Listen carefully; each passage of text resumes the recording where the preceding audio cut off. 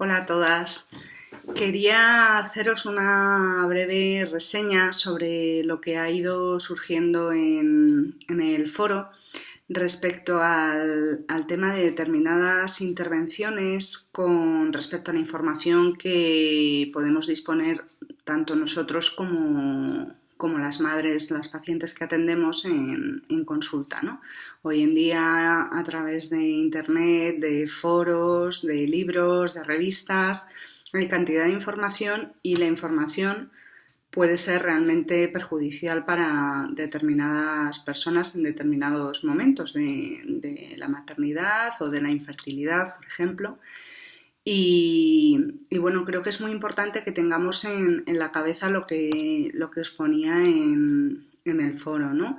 Que en todo momento tenemos que tener una visión hacia la salud, no hacia la patologización, ¿no? de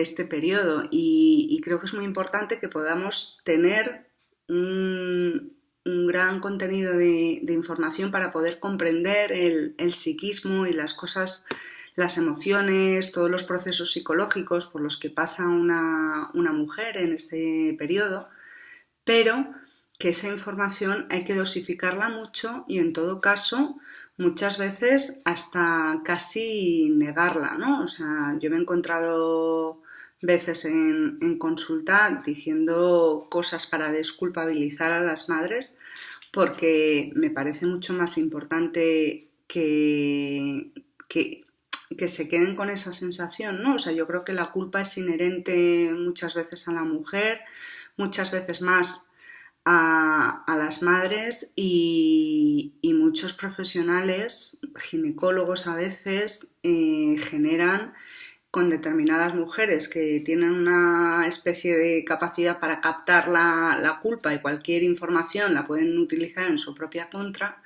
no para angustiarse y vivir todo el embarazo absolutamente, bueno, pues con obsesión o realmente con mucha ansiedad, con sintomatología psicológica, psiquiátrica importante a veces, ¿no? Y bueno, yo me estoy acordando, por ejemplo, os quería contar un caso que siempre me he cuestionado, ¿no? Yo trabajaba con una psiquiatra, entrábamos juntas en consulta y vino una mujer cuyo motivo de consulta es que estaba embarazada, pero que sentía que estaba completamente desapegada hacia su bebé porque acababa de morir su madre, con la que tenía una relación muy estrecha, muy profunda, y decía que es que estaba hecha polvo, que estaba todo el día llorando por las esquinas, muy muy triste, muy muy angustiada y que no le daba igual su embarazo, ¿no? Entonces, bueno, pues la psiquiatra lo que tuvo una intervención que a mí me pareció muy dura y es que le dijo que ese estado de angustia y de desolación podían llevar a una interrupción, a un aborto espontáneo. Entonces, que era fundamental que comenzara el tratamiento psiquiátrico y psicoterapéutico, ¿no? Entonces, bueno, me la derivó y comencé a verla. Es una paciente que durante todo el embarazo a mí me pareció muy importante que pudiera tener un espacio para llorar a su madre, para hablar de toda esa pérdida y poco a poco cuando pudo ir soltando y encontrar un poquito de sosiego, ¿no? a esa desolación que tenía, a ese desamparo, pues pudo empezar a conectar con que estaba embarazada, con que tenía un bebé, pero esto es un trabajo que hicimos muy despacio, muy poco a poco y respetando mucho los tiempos de esta paciente, ¿no? Si desde el primer momento hubiéramos hecho una intervención dedicada al apego con ese bebé y bueno, y háblame de tu bebé y bebé para arriba y bebé para abajo, esta mujer no estaba preparada para esto, ¿no? Con esto quiero decir que sí, que nosotros como profesionales sabemos que, que es preocupante, ¿no? El que una madre pase por un estado sostenido de angustia en el embarazo, o bueno, lo que decía Belén, ¿no? De la teoría de la programación fetal, pues que determinados incrementos en determinadas sustancias neurotransmisoras pueden provocar en un trimestre que el tubo neural, bueno, exactamente, yo ahora mismo no quiero entrar en esos detalles médicos, ¿no?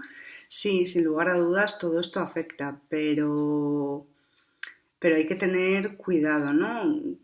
Tengo otra paciente que, bueno, el tema del duelo perinatal no lo vamos a abordar en este curso porque me parece que tiene una entidad suficientemente importante como para hacer un curso específico que probablemente salga en unos meses.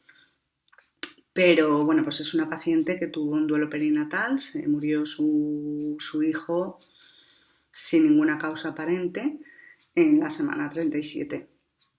Y bueno, esta mujer en el siguiente embarazo se quedó embarazada a los 2 meses de haber perdido al bebé. Se pasó todo el embarazo con casi rituales obsesivos, comiendo exclusivamente yogures que estaban pasteurizados, no podía comer nada por la angustia que le generaba el poder contraer la tosoplasmosis, los anisakis, el queso sin pasteurizar, aunque sabía que estaban pasteurizados, no se acababa de fiar, ¿no? Pasó un embarazo muy, muy angustiada. Entonces, bueno, yo creo que si bien es fundamental que conozcamos todo este periodo para que podamos hacer una buena prevención de cara a que una mujer en el embarazo pueda estar tranquila, esto va a hacer que posteriormente se vincule de una manera adecuada. Bueno, no solo esto, claro, hay que tener en cuenta toda la historia de la madre previa, su infancia, su estructura y muchísimas más variables. Pero bueno, el hecho de tener un buen embarazo va a facilitar las cosas para que tenga un buen parto y para que pueda vincular de una manera adecuada con su hijo y tener una buena crianza de él, ¿no? Y de esta manera estamos redundando en la salud mental infantil. Simplemente quería deciros que ojo, que cuidado, que precaución con todo lo que sabemos y con todo lo que decimos y a quién se lo decimos y cuándo se lo decimos, ¿no? Porque podemos acabar teniendo intervenciones que perjudiquen mucho más que ayudar. Y bueno, otro tema del que quería hablaros con respecto a las primeras evaluaciones, a los tipos, ¿no? de abordaje en función del tipo de orientación que se pueda tener. Yo sabéis que trabajo bajo el modelo psicoanalítico, psicodinámico, y yo cuando vienen los pacientes procuro hacer una entrevista lo más libre posible, ¿no? Y poco a poco va surgiendo la información de una manera libre. Sé que hay otros modelos, pero a mí me parece, en mi experiencia, que, por ejemplo, en la entrevista clínica hospitalaria, ¿no? Que puede ser en un momento dado muy protocolizada, donde se tiene que rellenar por exigencias, ¿no? del sistema de salud, no es que sea algo a criticar, sino que en la primera entrevista el sanitario tiene que captar el máximo número de información para poder tomar una decisión y establecer un diagnóstico y establecer un tratamiento, ¿no? Pero bueno, en consulta privada no tenemos por qué actuar de esta manera tan precipitada, ¿no? Y podemos permitir que el paciente vaya pudiendo contarnos las cosas a su ritmo, respetando sus resistencias.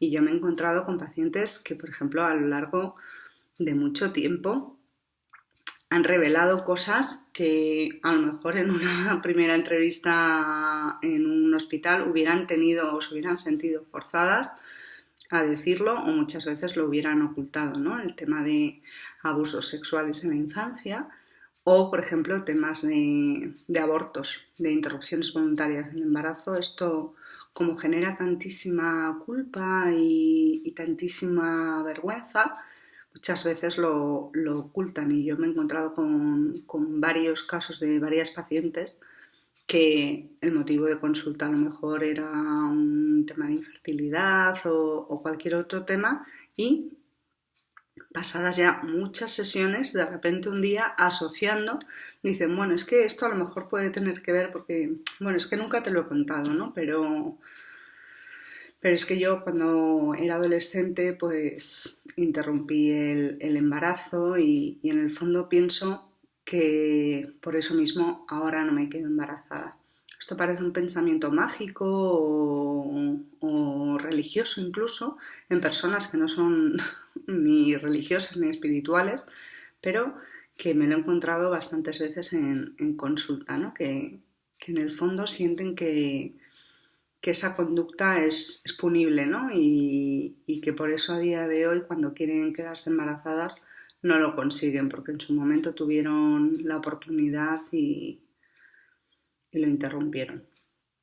Entonces, bueno, a mí me parece que el modelo en el que trabajo es muy respetuoso de los ritmos del paciente, que le permite establecer un vínculo contigo de confianza o no, y que en ese momento cuando la paciente se siente segura, se siente aceptada, siente que no se la va a juzgar o que no se quiere simplemente recabar mucha información, sino que realmente se la va a escuchar en sus angustias, pues cuando llega el momento acaban hablando de todo, pero obviamente en la primera entrevista no suele surgir todo el material. Y bueno, con estas dos reflexiones cortitas quería dejaros, que me parece que no vienen tampoco tan explicitadas en el temario, pero creo que es importante, ¿no? El que lo tengamos en la cabeza a lo largo de todo el curso, porque tenemos que anticiparnos y sobre todo tener en cuenta que la maternidad va muy asociada a la culpa y, y que ahí tenemos que hacer mucha labor de protección. Y nada más, nos seguimos viendo.